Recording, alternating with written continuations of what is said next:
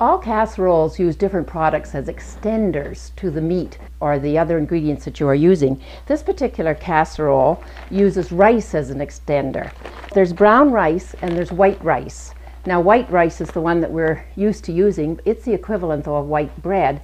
The nutrients, the bran and the nutrients that are in the grain have been taken out. So when you can use brown rice, train your family to use it. It's tastier, but it's also more nutritious. When you buy meat, you have to look carefully at the labels in the store to find out how they're priced. Unfortunately, they're priced per pound on the store label, but they're priced by kilogram on the label. So here we have 640 grams or 0.640 kilograms. So rounding things off, with 640 grams in this one, I know this is somewhere around 1.5 pounds. I have cut it in the proportions I need, and I'm using 1 pound. This particular recipe is called a cabbage roll casserole, but it doesn't roll the cabbage. So we have the same flavor that is in cabbage rolls, but we don't have to go to the trouble of rolling all the cabbage rolls. It's fun to do and very tasty. So 4 cups of chopped or shredded cabbage. Ground meat has to be cooked until there's no pink or red showing. So we cook it on medium-high heat to start out with, and then we'll lower the temperature.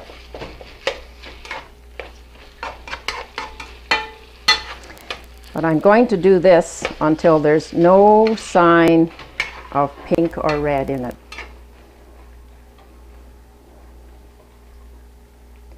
There's our meat. At this point it's brown enough because we're also going to cook it a little bit farther once we put the onions in it. If you find you have an excessive amount of fat, you drain it off. Your best buy actually in ground beef is to buy the regular and then just pour off the excess fat if there is any. The onion is going to take up the fat though, and it needs to be in there in order to cook the onion. So I'm going to leave the little bit of fat that's in there and I put in 1/2 cup of chopped onions and then cook some more till the onions are nice and clear. The onions look as if they're cooked enough because they are going to cook some more later. I'm going to use this tool. This is a spatula that's especially for cooking on the stove. Let's add our seasonings. Salt and pepper are basic seasonings. This particular recipe calls for 1 teaspoon of salt and 1/2 teaspoon of pepper.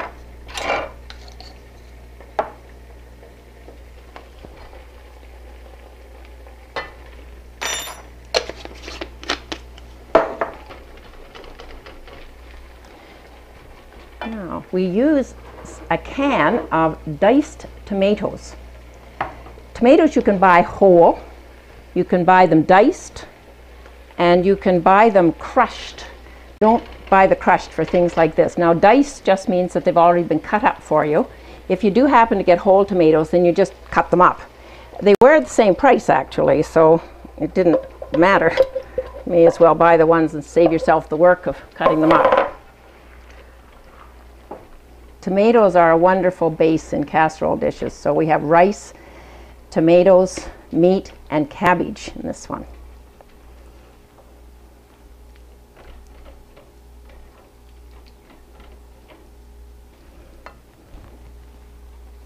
Then we put our rice in. The rice is going to absorb some of the liquid.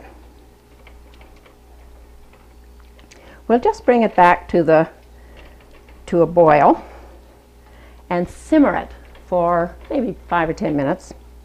Then we're going to put it on top of the cabbage, and then we'll put it in the oven. Or you can store it for another day to finish cooking. All of this just goes on top of the cabbage in the casserole dish.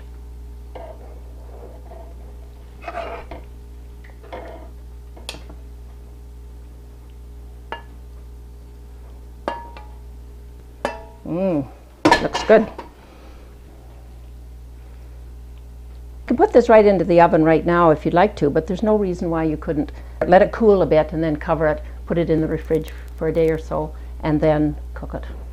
These are make-ahead meals.